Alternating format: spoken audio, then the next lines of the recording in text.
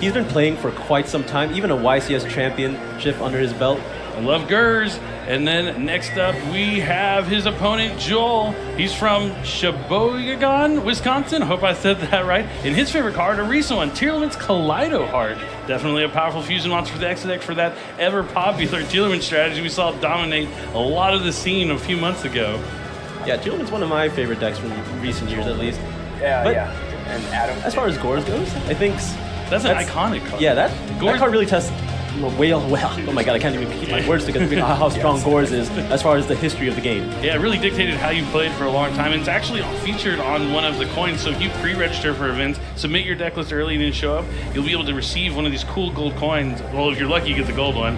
But one of our featured monsters on there is Gores. There's also other things like DD Crow, a lot of cool ones that you want to check out if you make it to one of these events. Yeah, I really like the Blackluster Soldier one. I think that one's just so iconic. It's weird seeing how big its head is on the little chibi body, but this is definitely one of the more iconic cards along with something like Gores. Yeah, it kind of looks like that P.U.N.K Blackluster Soldier a little bit, where it just has that huge head. You're right. But we do see both these duels are off to a 1-1 record. This is Swiss, so they do have to play 9 rounds a day, 3 in the morning. You can take 1 to 2 losses and still have a good enough record to make that top 64 cutoff. Now, Adam is a YCS champion, correct? Mm-hmm. Yeah, and so he is actually playing a cool deck here, and it's a deck we haven't seen yet, and it is going to be P.U.N.K Gold Pride. Gold Pride, that world premiere theme that debuted in Photon Hypernova, finished up there in Cyberstorm Access.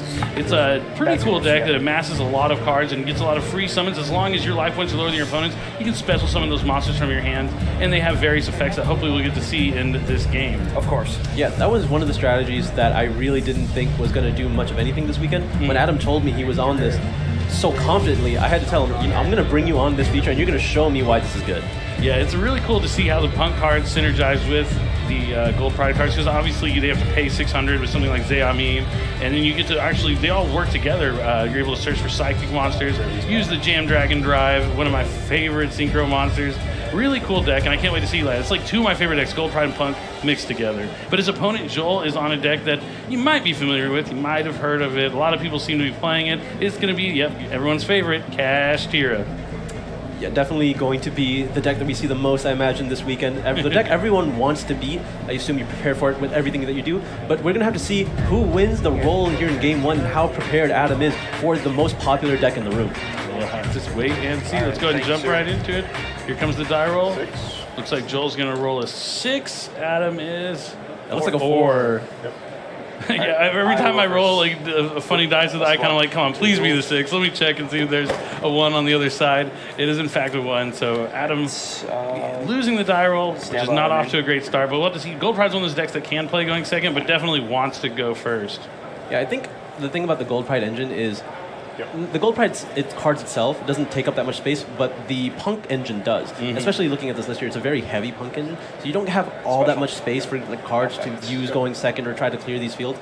You really rely on seeing the most powerful ones, which I think is what Adam's going to try to do here. He's going to be using less of those kind of interruptions that you're using in their hand to disrupt them on their turn, focus on dealing with it after the fact. Mm-hmm. And that's going to be really important here when it comes to dealing with something along the lines of a Rise Heart, which is going to be cutting off all your graveyard access. And Joel's definitely going to make it there, starting off strong with Pressure Planet Rathos to get Kashtira Unicorn. He special summons that Kashtira Unicorn to add Birth, because he already had Kashtira Theosis in the hand as well. He special summoned that Fenrir from the deck, and now he's going to use Fenrir's effect to add another copy of Kashtira Fenrir to the hand. That is interesting. Choosing to grab another copy of Fenrir for the follow-up on the next turn, or just potentially later in this turn, but it usually means you have all the other monsters that you'd want in your hand already, or you're choosing to commit nothing else and just playing more of like a almost gadget strategy. But no, it looks like we are committing more to the field here. We're going to special summon that Rise Heart because you control those Kashtira monsters.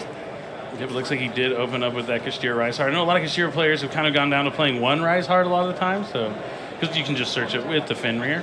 Yeah, not the most ideal opening either. Kashtira Rise Heart doesn't do much on its own, but when you're able to pair it with something like Birth, you can get some sort of a combo going.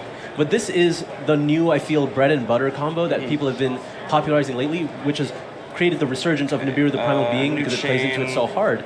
Go chain one. So the Rise Heart, you get to banish a Kashtira card from your deck, then your opponent has to banish the top 3 cards from their deck.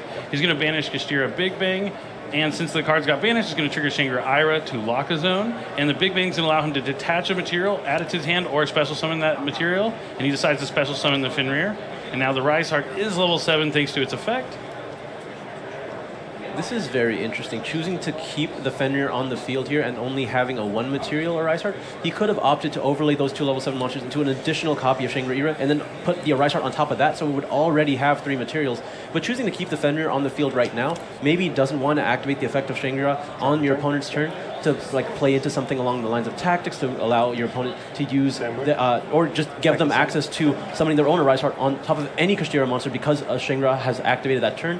Really just wants to maybe play around that and focus on having all those forms of interruptions and not necessarily worried about the Arise Heart right now.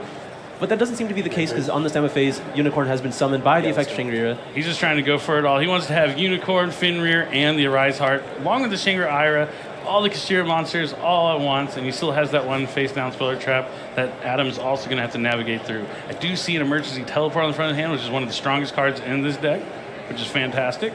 Yeah, as far as like the limitations that the P.U.N.K engine loses because of the Arise Heart's banish effect, it's mainly just the larger ones. So we got Ogre Dance and Foxy Tune coming from the hand. Those cards need to go to the graveyard to get their valuable stuff. But the level 3s themselves, you still have plenty of access to their effects. Oh yeah, definitely. And they're all tuners, so you're able to go into your extra deck to maybe deal with something with the Arise Heart, or maybe force out the Arise Heart summon. So since the card was banished, the Arise Heart's mandatory trigger is going to attach a material, so he's going to put that big bang underneath the Arise Heart, because when he detaches it again, it's going to get banished and be able to trigger that effect. Activate Zeoman.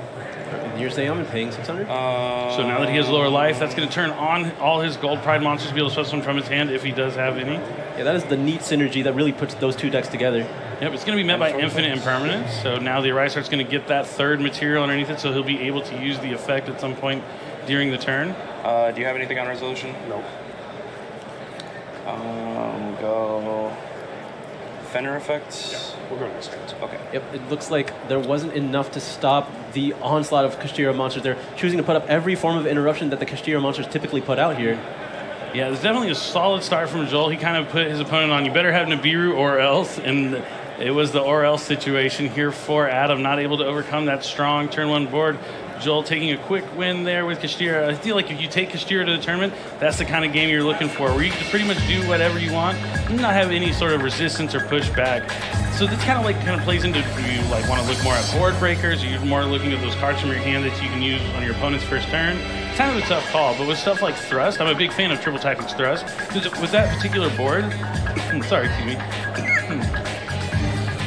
Sorry, got a little bit of dry throat, but yeah, with that particular board that he had, if you just have a Triple Tactics Thrust, since the Shangri-Ira activates in the standby phase, you're able to thrust right away, grab Triple Tactics Talent. It's going to keep putting materials on the Rise Heart, and then when you activate the Talent, they can either use the Rise Heart to banish one of their own cards, or you can just take the Fenrir, and then that'll trigger when the mandatory effect of Rise Heart triggers. So even just one thrust can break that entire board. Yeah. But unfortunately, Adam didn't have it there. That thrust could have gone quite a couple different ways there. You could have even, if you are allowed to take the Arise Heart, you can go for a Zeus play, and it'll have a million materials just from Arise Heart constantly attaching for every activation there. All the cards happening to hit the banish just because cards were activated. So if you want to just have multiple layers of interruption, clearing the field with one Zeus activation, probably still having more material there. Or if you don't want to work that hard, you can just add Dark Ruler no more. Yeah, Dark Ruler no more is a fantastic card. We've seen a lot of players main decking it this weekend. I imagine we're going to see a lot in this top cut as well. Yeah, I think Dark Ruler has been particularly popular going into this format.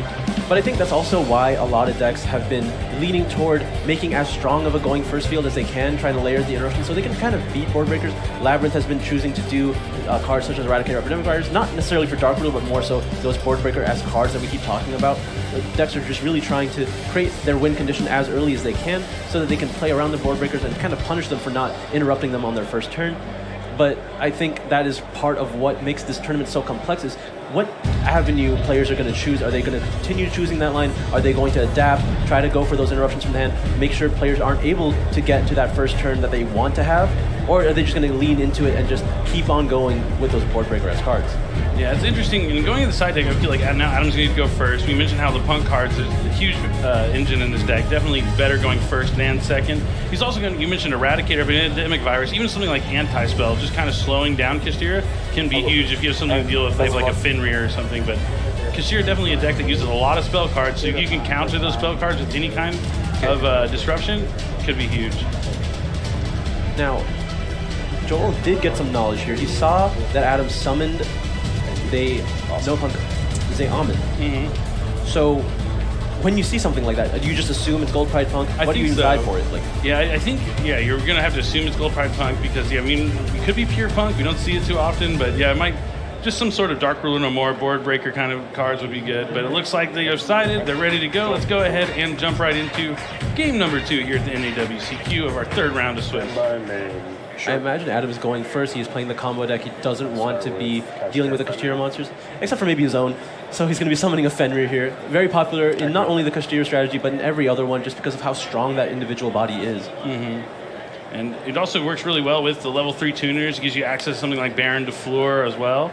So we'll have to see if that is going to be the case. It looks like, yep, Fenrir is going to grab another copy of Kashtira Fenrir. I think that has to be one of Fenrir's favorite targets, especially in decks that aren't like pure Kashtira. In this match so far, Fenrir has searched Fenrir exclusively. Gold Pride better look next time. All right, here's a Gold Pride better luck next time. This is going to let him add a Gold Pride monster from the deck to the Special hand, and then he's activation going to it's take already damage equal to its attack. Yeah, you think that's a cost, but in reality, that's all this deck really wants. You want to take just a little bit of damage, not too much, but then that puts you at a position where you are able to activate all of the Gold Pride monster's effects. Yep. Oh, but it's going to be met by Ash Blossom and Joyous Spring. Let's look at hand. Oh, and Talons is going to be looking at the hand immediately. Adam knew that he has more cards to jeez. continue. That is 2 copies of Evenly Matched. So yeah, I think you have to go for the Pressure Planet here.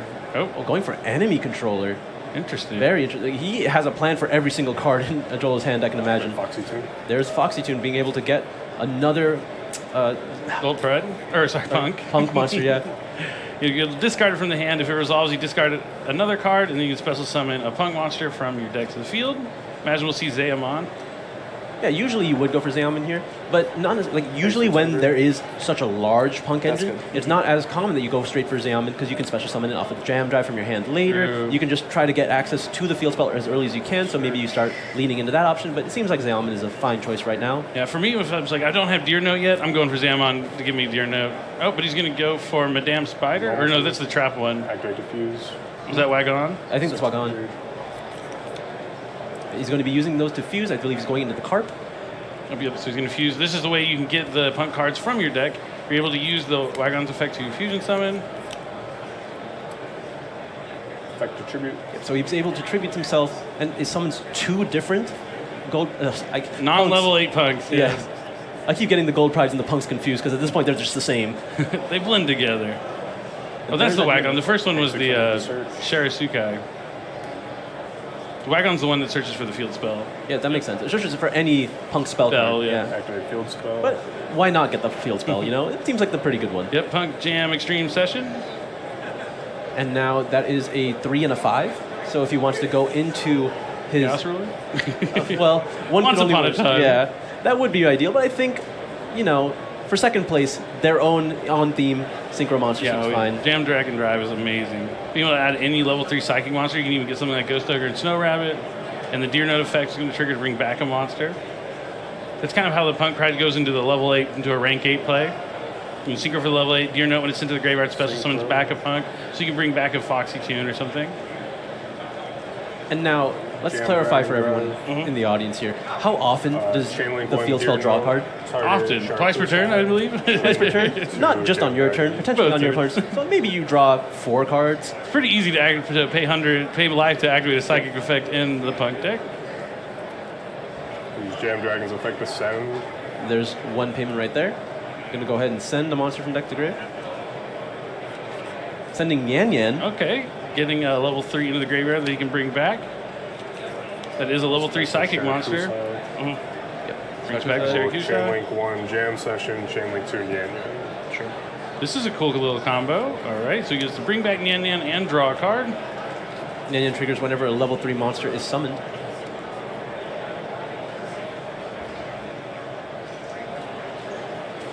Drakusai is the one that searches the trap card? Or It's the fusion one, I think. Yeah. oh yeah, that makes sense. That is what happened.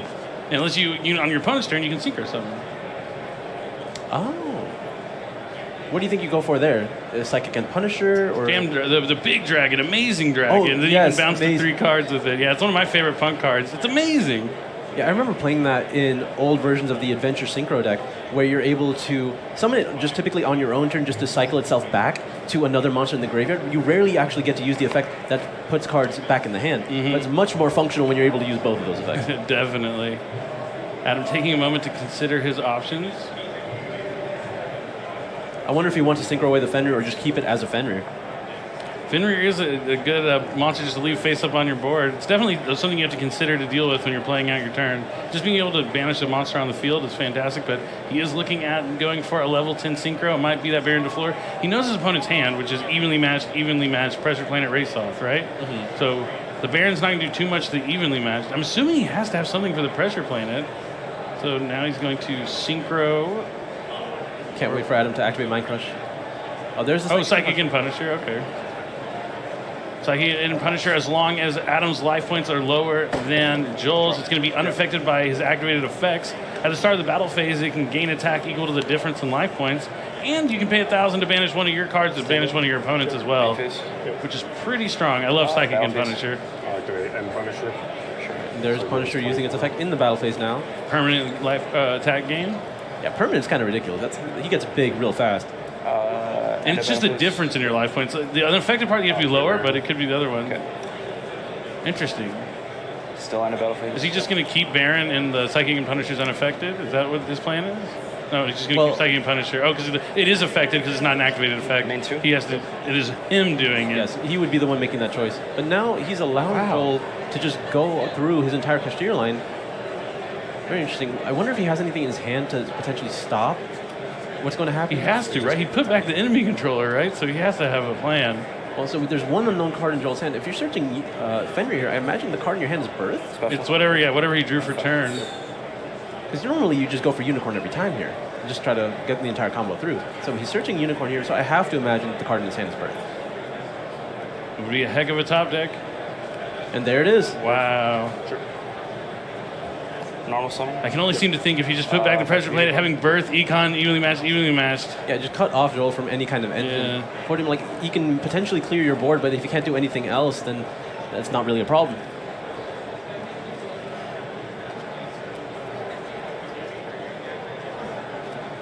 Go ahead and use the Unicorn effect to add Kashtira Theosis. There is Theosis targeting the Fenrir, so able to summon a non-Earth Kashtira monster from your deck. Locked out of everything but Xyz summons. People often forget that effect. Very important for not necessarily Kashtira by itself, but all the hybrid decks. Definitely. It's kind of like when you see the Kashtira hybrid into it, they don't usually use Theosis, but we did see Patrick Hoban using Theosis when he was also using a synchro strategy. You just have to use it at the end. Yep, just waited till the very end to use it. Because it is luckily just one of those cards that's for the rest of the turn and not the entire turn. Yeah, Psychic and Punisher is kind of hard to deal with, especially without a battle phase and your life points being higher. It's a rough one. So Adam definitely not out just yet. He might have just thought maybe my Psychic and Punisher is going to be strong enough to beat whatever Joel's going to throw at me. Yeah, Adam has mentioned that he has played this Kashtira matchup a lot. He understands that it can be particularly difficult going second, but he can rely on Punisher a lot when you're able to go first because the deck just has a hard time outing it. And I imagine he's been in this scenario before, and he feels that the engine itself is not going to cause any concern. Very true. Now Riseheart is going to use his effect to banish top 3 from Adam's deck and banish Kashtira Birth from his own deck, it looks like. Interesting choice. Maybe in case of the field gets cleared, he can banish Theosis from his graveyard by some means and be able to add Birth back. I could see that. Yeah, Theosis has that bonus ability. If it's banished from the graveyard, you can add back a banished Kashtira card. Shangri-La effects. The Shangri-La, because of the field spell, if its effect is activated, he's going to be able to destroy a card as well if he wants to. I don't think he will, considering there's nothing there to destroy except for a card that can't be affected. And since Shangri-La activated the effect, he's able to put Kashtira Riseheart on top of any Kashtira monster. There's still no way to deal with that Psychic and Punisher. It's only going to get stronger. So now we'll see Joel likely use the effect in the standby phase to summon a monster from the deck from the Shangri-La. He decides to just get as much more engine as he can. And we'll see how much of those gets cleared by the Punisher just outright. Maybe that's what Adam wants. He wants Joel to run out of monsters, so he's just going to clear as much as he can with forcing Joel to commit bodies to the field. Declare I could effective see it. special summon. I mean, imagine, Psychic and Punisher has to be tough for Kashtira to deal with, but we do finally see our first Gold Pride monster. Since his life points are lower, he can special summon Gold Pride Leon from the hand. Gold Pride Leon has the effect you can special summon back a Gold Pride monster from the graveyard. Nothing to summon back here, but is also a wind 3-star tuner. And now we only need just another level 3 monster. You're going to be able to go into the extra deck and summon their powerful rank 3, which will be able to grab another copy of Better Luck Next Time, I believe. Yep, Chariot Carry is an awesome Xyz monster. Kind of reminds me of Dante a little bit, the Burning Abyss Xyz monster, because it does so much. If you have lower life points, you also get to send a Gold Pride monster from your deck to your graveyard that you can bring back later on with Gold Pride Leon. Yeah, that, pretty cool. I think that was one of the starters that the deck really needed. Oh, yeah. I like to Punisher. I'll pay 1,000. So he's going to use Punish effect to pay 1,000 to banish his monster and banish Joel's Arise Heart before it can amass any more materials. So a little dangerous here, choosing to banish a Rise Heart. That is where it's most accessible. Theosis can easily put it back in the extra deck when there's only one copy of it. That can be a concern, but I guess at this point, it wasn't a problem while it was on the field there. It probably won't be a problem if it's on the field later. Maybe more of a distraction even to keep him away from getting another copy of Birth. Activate effect. All right, now this is Madame Spider. So this is the one that he can pay 600 to add a Punk Trap card.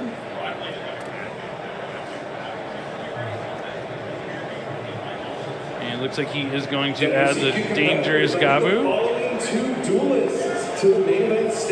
Dangerous Gabu is, I want to say, similar to an Infinite Impermanence. Sort of, yeah. And then you get a little bit. It's a little bit better if you have a Punk monster on the field. Martinez and Brandon Chapuis to the main event stage. Punisher is going to go in and destroy or attempt to destroy the Shangri-La. He's going to protect himself by attaching one material. Yeah. Did he use the effect of Psychic and Punisher to gain attack? I'm assuming he wanted to gain 4,000 attack. Drop. For all we know, that Psychic and Punisher could be like at 7,000 attack right now. Standby will go effective Shangri-La. What do you think about him banishing the Rise Heart instead of the Shangri-La and then attacking over the Rise Heart? Do you think he was worried about the Rise Heart just getting the 3 materials, even though it wouldn't be able to go after the Psychic and Punisher? I think that's a potential concern. He might have also just forgotten that it would be able to protect itself. Yeah. So negate. Okay, negates effects. New chain. No, I don't have anything. New chain. Planet. Target that pop. Because Shangri-La was still activated, he's going to be able to use the effective pressure planet. Cosmic Cyclone is being used on the Birth here. Oh yeah, banish. So this is good for Joel because the Birth has not actually activated, so if he does find another copy, he is still able to use it. See what's up next for Joel here. I really don't know what out he has in his deck to the Psychic and Punisher. I guess like something like triple... No, because that's an activated effect. It's tough for Kashtira to deal with this card. Once it's out, if you don't have like a Kaiju or something or finding a way to get your life lower than your opponent's, it can be a true menace. Oh, it looks like he's going to attempt to maybe rank up into a Zeus play, maybe? I imagine that's what he's thinking. But his back is against the wall for sure in this game. A one material... No, back in defense he goes.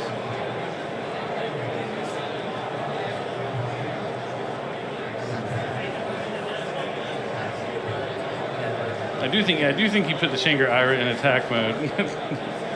Yeah. See if he's going to be forced to commit to that. And back in attack he goes. Have to do that. Yeah, you can't flip flop which way your monsters are facing. There we do. We see that Dangerous Gabu.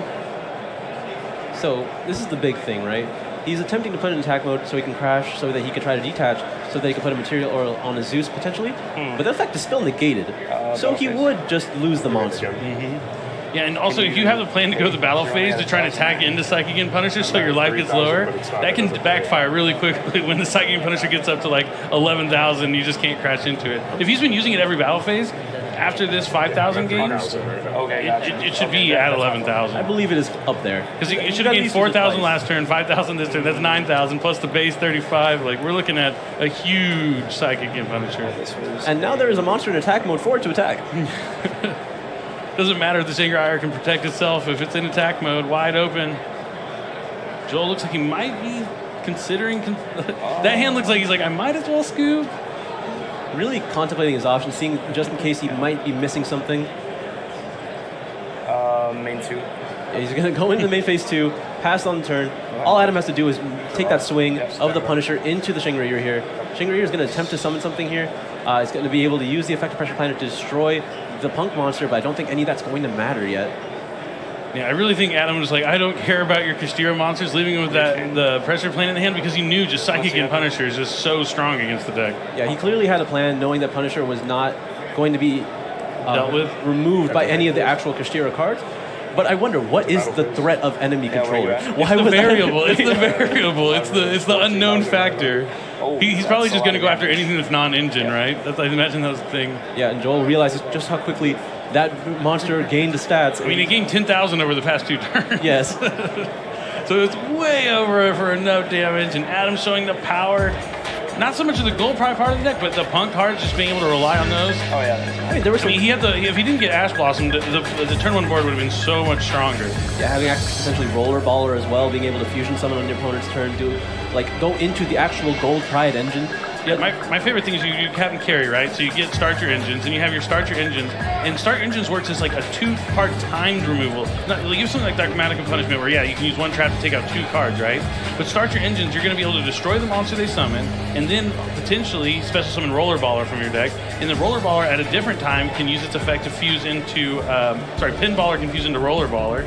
I get them confused which one. So yeah, Pinballer is the fusion monster, so I did have it right. And then you'll be able to equip monsters with the Pinballer's effect as well. So you get 2 different time spots removal, which is a huge advantage. On top of being layered removal, because we saw Dark Ruler No More is so popular in the main deck, you want to have traps as well as huge boards with monster effects on top of that. Absolutely. I think Roller Baller, or Pinballer rather, has such an interesting form of removal because it equips those monsters to himself, right? Mm-hmm. Not destroying them. So every time you see a card effect not destroy, it's like it gets around a lot of those protections that these monsters innately have. Yeah, and it also has the bonus effect. If your life points are lower, you can't respond to the activation of the Pinballer. So once that fusion monster touches down, you're usually in trouble, and it's too late at that point. And if you don't know that, and you're waiting to use something like Infinite Permanence on the fusion, you could backfire very quickly. Yeah. Non-destruction, can't respond type of removal, that's usually a pretty good effect. Yeah, definitely. Anytime, we saw it with the DDD, Xyz monster. Anytime you can take a monster and put it as a material, Sprite Double Cross, for example. If you're taking a monster and putting it underneath your gigantic Sprite or something like that, it's just gone. It's leaving the field, but technically just going somewhere else, not the graveyard. So you get to dodge a lot of things that would normally stop you from, or normally give them advantages. I think the only thing that really holds back these type of effects is that they're so monster-based. Mm-hmm. I think that's the biggest thing that the Gold Pride engine alone can't really deal with, is that it has so much really powerful removal against monsters. But what are they supposed to do with spells and traps? What are they supposed to do when they play against something like Labyrinth? And I think that's where the Punk engine can really come and shine, where it just out-advantages them with all the draw, all the really powerful monsters, put out the pressure. The best way to deal with trap cards sometimes is just putting out too many monsters that they can't deal with and just attacking and then forcing them to use their cards while you just generate more value. Yeah, I mean, and then having multiple copies of stuff like Emergency Teleport, being able to extend to you, because just one Zeamon is your full Punk combo. So even if you're able to force out something like an Arise Heart, an Infinite Permanence, one of the Book of Moon even, you're able to have multiple copies of Emergency Teleport to jump you back into the game. And if you get your life points lower, all your Gold Pride monsters also work as extenders. They're a way to be able to keep special summoning despite they're really not locked into just their normal summon. Like something like Prank Kids were, right? Where you just had normal summon, you Book of Moon, one of their Prank Kids. It could be just all over from there. Yeah, this deck actually has so many ways to get started. It's just about not being locked out of the game, which is absolutely what Joel's trying to do once more. Set up that Arise Heart, set up multiple forms of interruptions via Unicorn, the Field Spell, maybe even Fenrir as well.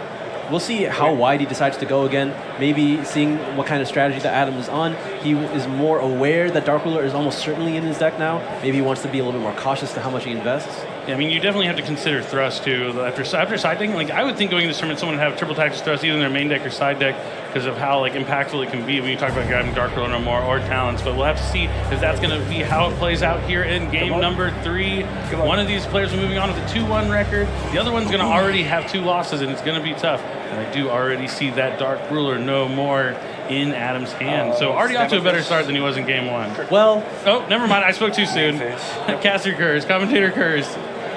Gets met by Dimension Shifter, which is actually pretty... It's not crippling to the Gold Pride Punk strategy, but it hurts.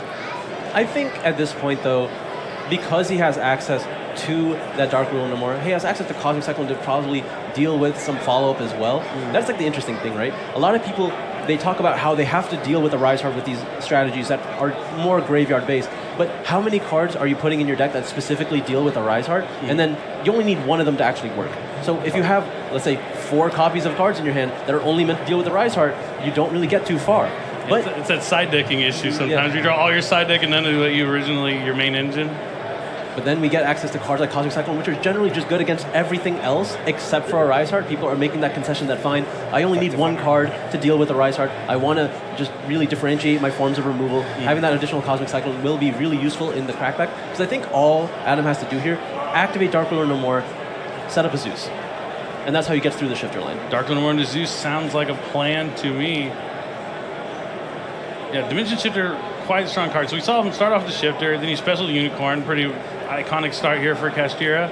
And then the Unicorn added Theosis. The Theosis summoned Fenrir from the deck, and now that Kashtira Fenrir is going to add Scareclaw Kashtira to the hand. Now the Shifter actually kind of hurting Joel here because he'd rather have that Theosis in the graveyard to banish to summon that Scareclaw Kashtira, but yeah, I think it's still fine. I think he's still going to activate the Dimension Shifter 9 out of 10 times. Absolutely. I mean, you do want to get that Theosis value, but at the very least, that just means you can add it, or you can attach it rather, to the Arise Heart whenever a card is banished, and whenever that gets detached now, you'll get its effect later. True. He could have actually held off on the Shifter, used the Theosis, then banished the Theosis if he wanted to summon the Scareclaw this turn, and then Shifted him, right? Because he would just have no cards in his graveyard? Yeah, he could have had the foresight to do something like that. I think if he wanted risks, to. Yeah. They're definitely playing harder into like Nibiru and stuff like that. So I imagine, the Scareclaw is more so for follow-up. This is very interesting. It doesn't look like Joel is going to commit to the Shangri-Ira's Big Bang play anymore. He looks like he's just putting up that copy of Fenrir and Shangri-Ira. He doesn't need to make a Rise Heart, right? The Shifter. I think that's what his mindset is I don't need to make a Rise Heart because I have the Shifter, but Rise Heart's still a good card. A lot harder to deal with than Fenrir and Unicorn. So Joel has a copy of the Scareclaw in hand, where he's going to be able to protect himself from taking too much damage in the situation where that would come up. He needs to protect himself, potentially summoning in the main phase. But then he also has another copy of Birth as follow-up as well. So he has a pretty layered setup here, having access to Unicorn and Fenrir, along with Shifter already covering the Arise Heart portion of the Kashtira strategy. I think he's sitting pretty comfortably, but this Dark Ruler could mean the world for Adam. Dark Ruler. Dark Ruler no more. Negate the effects of all your opponent's face-up monsters. The Dark Ruler no more is banished. I'm sure it'll get banished eventually. Almost summon Wagon. All right, there's the Wagon. Pay 600. Going to be looking for the field spell, Punk Jam Extreme Session. I love the Punk cards. I'm a fan of Punk, the music genre, so I love that they're all kind of like band players. You thought maybe he Dark Ruler like the Arise Heart, so that's probably why I thought it went to the graveyard, because normally if you Dark Ruler that, it's going to be banished, but yeah, we'll have to be banished thanks to Dimension Shifter. I feel like if he was so unconcerned with Shifter that he forgot about it, that he has a plan to burst through the Shifter anyway. Has the emergency teleport as well, looking like a good hand here for Adam. I imagine he's going to be able to get the Zeom in here. He's going to put up the field spell, get another... Oh, he's actually just paying for the Zeom immediately, not sure he's going to get the draw yet. Interesting. Oh, because I imagine he is going to Zeus. He doesn't want to lose the field spell as well. That's what it is. Sorry. We'll get it this time, I promise. I can't go 0 for 3. Adam realizing that he is not banishing those cards from the graveyard. If he does go 0 for 3, I'll let him know myself. Adding a copy of Foxygen, not a card that he can currently activate because of the Dimensional Shifter. Here comes over. There's going to be the Chariot Carry. He does have plenty of monsters he can attack in defense mode. That does look like carry. So on summon, he's going to be able to add a Gold Pride spell from the deck to the hand. Since his life runs lower, he could send one to the graveyard, but thanks to that Dimension Shifter, it would be banished, so no point in doing that. Going to add Better Luck next time to try and access any Gold Pride monster that he wants from the deck. The one I'm looking for maybe is Chariot Carry. Obviously, he's probably going to try and go into Zeus here first. That's another thing about why Punk and Gold Pride work together. They don't lock you into anything. Neither of these strategies prevent you from using the other one. Unicorn, I take 200. Yep. Dark Ruler more into Zeus is a great way to break a Kashtira board. If you at home are having trouble doing a Kashtira, maybe consider main decking Dark Ruler more. They really don't have too much layered interruption. Yeah. if you're not playing Zeus, you should probably play Zeus. Even if you should find some Xyz monsters to play in your deck, because Zeus is just So that good. card. Yeah. It is the comeback card. I don't think there is a more satisfying card to resolve. All right, now that he's cleared the field, he's gonna be able to use better luck next time to add Captain Carry to the hand. I should have 57. So now he can special summon that Captain Carry from the hand since his life points are lower, and when Captain Carry is special summoned, he's going to be able to add a Gold Pride Trap, and he's going to go for Gold Pride Start Your Engines. The race has started, and he's going to be able to set it. It's a really cool card. I think I mentioned its effect earlier, where if opponent normal or special summons a monster, you can activate it, reveal 3 Gold Pride monsters, special summon 1 from your deck, and then destroy the monster. And he has the Roller Baller in hand, and Nitro Head. Nitro Head is fantastic against Kashtira because it's going to be able to give them that token to prevent them from special summoning Kashtira monsters from the hand if he so chooses. And now it looks like Adam went first. It does. Stand up. So stand by, he's going to use Nitro Head, and he's going to throw that token. It's kind of like a bomb to where it could like destroy it. He can, quick effect, destroy it, and destroy all the cards around it. Yeah, so plus 10. So that half of his field, a little bit dangerous. You gotta love the cards that just play into the zone mechanic. You know, ever since zones became so important in Yu-Gi-Oh, I love the cards that really make you think about it. But there is a Pot of Prosperity. That's probably one of the better cards you were able to start with. You can just kind of pick and choose what you want to do in this kind of scenario. You want to look for anything that can deal with the given situation. Now, if you didn't already have a copy of Kashtira Birth, that was what he's going to be looking for. I think he's just going to be looking for any normal summonable Kashtira monster once the Birth is on the field. So not necessarily the Rise Heart, but a Unicorn or a Fenrir is what you want to see. The Econ's helpful. You can at least get that token off the field and then force out the Roller Baller, potentially. Yeah, enemy controller, this is what, I guess, the fear that Adam was looking for. He knew that's like their one ace in the hole potentially against his strategy. But if his hand isn't like anything good, he won't be able to even have the luxury of adding enemy controller. We know at the very least he has Birth, and he doesn't know that Adam has the Cyclone to answer it. And it's going to be up to Adam if... Looks like you had a Kashtira Birth. No, I think I like this play here. Because even if Adam does have a copy of Cosmic Cyclone, the biggest concern is Adam's going to be afraid that Joel will just normal summon immediately, so he will just use the Cosmic Cyclone before he activates the effect, so he can just follow it up with the second one. Well, he's attempting to special summoning Fenrir when he has a token, so maybe he hadn't considered that yet. But. Cool. What? No, like you have a monster on the field. You can't Oh, this is a special. right. He was like, cool. Yeah, I was like, no, yeah, you can't special summon Kashtira monsters unless you don't have any monsters on the field. He's activating all these cards very close to... So on the summon, he's going to activate Start Your Engines, so he's going to be able to reveal 3 Gold Pride monsters. Yeah, Adam did not take the bait there, did not choose to remove the Birth on activation. He's going to attempt to wait until it's activating its effect. Do you want me to change zone? Sure. And just a small warning for trying to do an illegal action there. This is good. That's... Yep. So Start Your Engines, going to reveal 3 Gold Prides, and then it's going to take down that Kashtira Fenrir. Now, which Gold Prides are you typically trying to reveal? Is it just 3 copies of Leon? I think when you have all the other 3 up there, that'd be Leon would be the one to go to, so you can maybe quick synchro during your opponent's turn for Star Leon. And Chariot Carry is going to be the one he doesn't want. And he does get Chariot Carry. I think he's only playing 1 copy of the trap card, so he's not going to be able to add any cards. But it's another name that he can fuse with for Roller Baller. The more names you use, the more monsters you can take. All right, well, now Joel is in a really tough situation here. He didn't take the enemy controller. He's going to rely on the Birth to be able to continue summoning. He already used the Birth to summon. Oh, no, you just used the normal summon, right? Summon, yeah. Birth lets you normal summon a level 7 or higher monster, then watch your turn. You can summon a level 7 from your graveyard or banished. Kashtira monster. Kashtira monster. The level 7 Kashtira. Well, you can summon Rise Heart. I don't think you can summon a Rise Heart with Birth. I think it's only monsters. Is Birth one that lets you... No, Preparations let you summon a Rise Heart. Not a Rise Heart. Rise Heart. Oh, Rise Heart. Yeah, not a Rise. A Rise, yes. Oh, yeah, I guess it's level 4, yep. But it's going to chain that Cosmic Cyclone to the Birth. And now Joel is stuck with another copy of Birth, as well as the Scareclaw Kashtira that he added to his hand on the previous turn. Adam should not... Adam doesn't necessarily know about the second Birth, but this is enough information to know that Joel doesn't have anything to follow up here. Adam has 5 monsters to start off his turn. Gold Pride Clinic. So he's going to use Roller Baller to make Pinballer. It has 3,000 attack, I believe, so it's definitely strong. To take the So he's going to take the token. It's just going to go away. Just died. Yep. Can't equip a token, so it just kind of leaves the field. Adam has a clear shot for game here, but he needs to be wary of the Scareclaw just sitting in his hand. He might be able to block that damage. Doesn't want to get too greedy here, or too reckless rather. Oh, so the token does not disappear in this case. Interesting. I Did not know you could do that. Now it's going to battle phase, and it looks like you were right about trying to save himself by summoning that Scareclaw this year, but it's still in the main phase. He does have emergency teleport. He has plenty of cards to keep on going.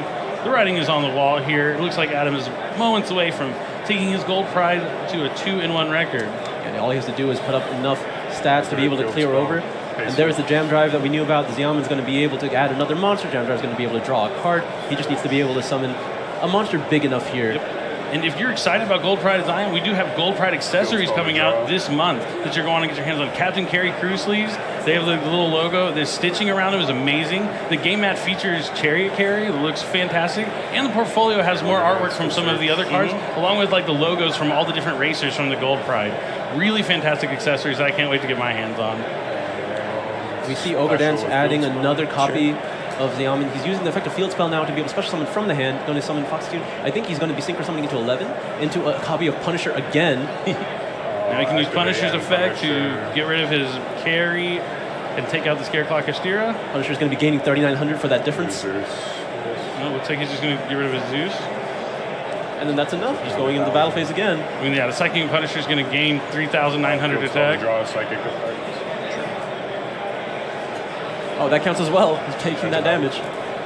And that is enough. Adam Belarovsky being able to move on with the next one record against the Kashtira matchup that he was so confident against, even though after that game one, I wasn't so sure. I mean, yeah, he had to play through Dimension Shifter with a decent Kashtira board at best, and then you're really able to show the power of Gold Pride, being able to extend, when you draw Gold Pride monsters, plus Emergency Teleport, and you have like Dark Lord and Morris and all that, it's fantastic what you can do with the deck.